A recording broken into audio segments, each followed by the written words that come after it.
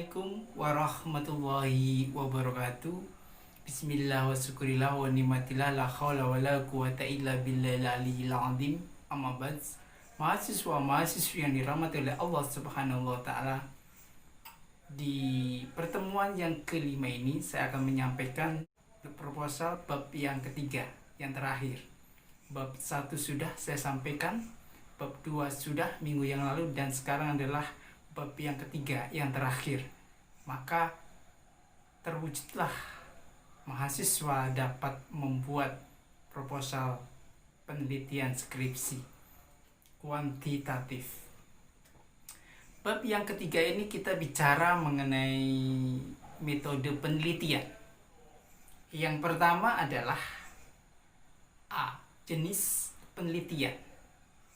Mahasiswa harus bisa memilih penelitian apa yang akan diangkat oleh seorang mahasiswa-mahasiswi di dalam mengerjakan proposal penelitian. Di semester ganjil ini, yakni metode 1, saya akan menyampaikan jenis penelitian kuantitatif khusus. Nanti insya Allah kalau saya mengajar lagi di metode 2, saya akan menyampaikan jenis penelitian kualitatif. Ketika kita bicara mengenai pendekatan penelitian kuantitatif, maka tidak terlepas bagi mahasiswa-mahasiswi yang menyukai tentang statistik penelitian yang sudah saya ajarkan di semester yang lalu. Nanti bisa sharing lagi. Kalau kita tidak menguasai statistik penelitian, jangan coba-coba penelitiannya kuantitatif. Atau mahasiswa-mahasiswa yang tidak menyukai dengan hitung-menghitung, dengan angka-angka, jangan menggunakan penelitian pendekatan jenis kuantitatif ini, karena akan menyusahkan bagi mahasiswa. Ini khusus bagi mahasiswa-mahasiswi yang suka dengan hitung-hitungan, atau bahasa yang sederhananya adalah dengan matematika.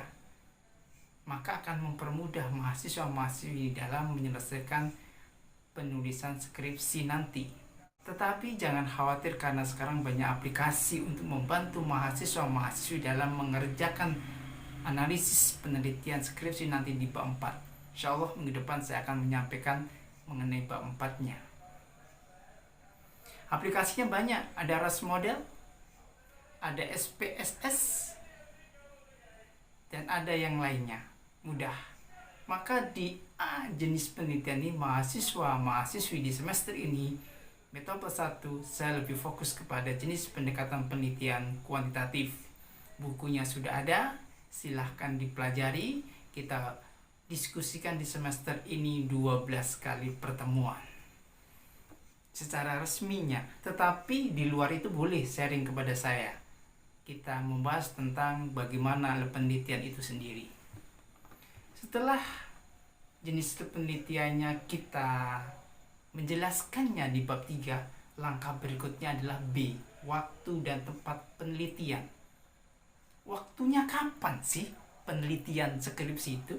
Semuanya jenis penelitian waktunya cuma 3 bulan. Tidak lebih dari itu. Boleh diperpanjang.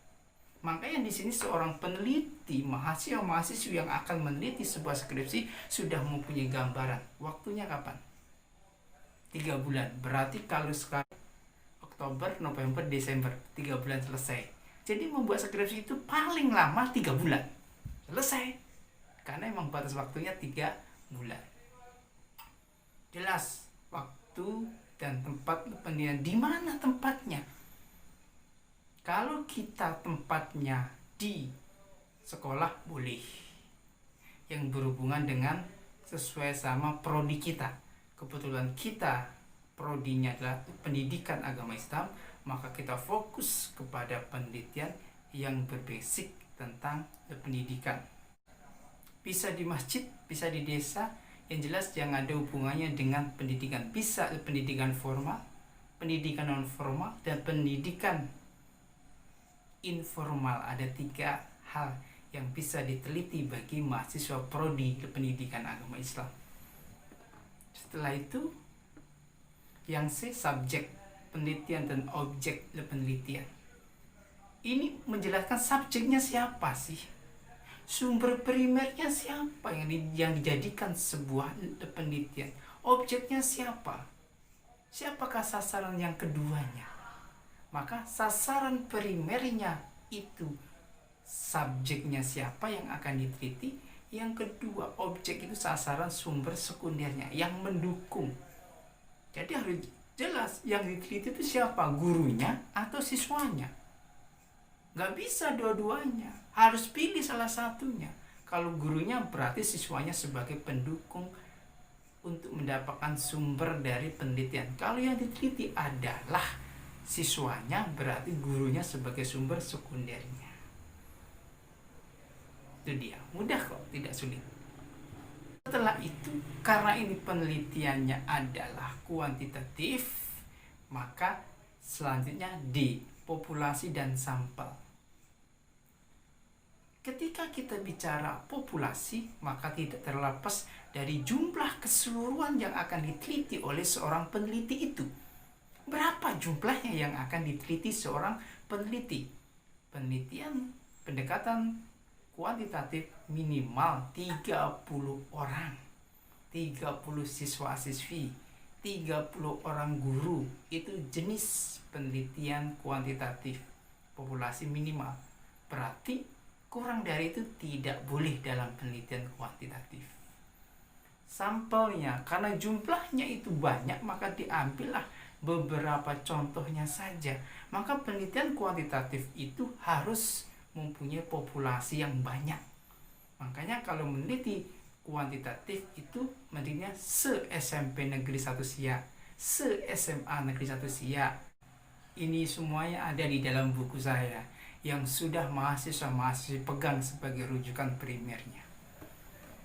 Setelah itu, teknik pengumpulan data. Bagi seorang peneliti, dia harus tahu bagaimana cara mengumpulkan data. Bagaimana seorang peneliti itu untuk mengumpulkan data penelitian. Maka harus paham.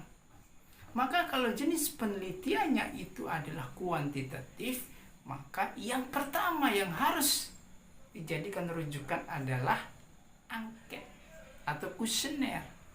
Itu menandakan bahwasanya jenis penelitian kita adalah pendekatan kuantitatif. Angket dulu, kuesioner. Yang kedua, observasi, interview, dan dokumentasi. Cuman ada 4 hal ini yang dilakukan seorang peneliti di dalam teknik pengumpulan data. Yang F selanjutnya adalah teknik analisa data. Setelah kita mengumpulkan data dan mendapatkan data, maka harus kita analisis. Nah, maka seorang peneliti di teknik analisa data ini harus menguasai statistik pendidikan untuk mendapatkan berapa persentase antara variabel X dengan variabel Y-nya.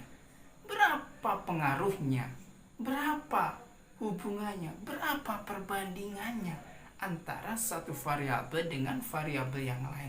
Inilah dinamakan jenis penelitian kuantitatif menggunakan persentase. Ingat UTS kita, mid semester kita mengumpulkan proposal penelitian bab 1. Ingat, jangan sampai terlewat. Mahasiswa-mahasiswa mengumpulkan tugas proposal penelitian bab 1, yakni di tanggal 1 minggu pertama bulan November, bab 1. Sedangkan bab 2 dan bab 3-nya adalah ujian akhir semester. Maka dari itu cepat dikerjakan sehingga waktu mengumpulkan jangan sampai terlambat, karena online nanti kalau terlambat berarti nilainya kosong atau TL, tidak lulus. Jangan sampai itu terjadi. Tetapi saya tidak bisa memaksa mahasiswa-mahasiswi untuk menyelesaikan tugas-tugasnya di semester ini dengan tepat dan cepat. Semuanya kembali kepada mahasiswa itu sendiri. Bagaimana kerja keras seorang mahasiswa ketika belajar di perguruan tinggi itu sendiri. Demikian yang dapat saya sampaikan, kurang lebihnya mohon maaf. Apabila ada pertanyaan silahkan di kolom komen, pasti saya jawab. dan absensinya namanya harus lengkap beserta kelasnya disebutkan beserta nomor induk mahasiswanya sekalian disebutkan di dalamnya. Demikian yang dapat saya sampaikan, kurang lebihnya mohon maaf. Billahi taufiq wal hidayah wa ridho wal inayah. Wassalamualaikum warahmatullahi wabarakatuh.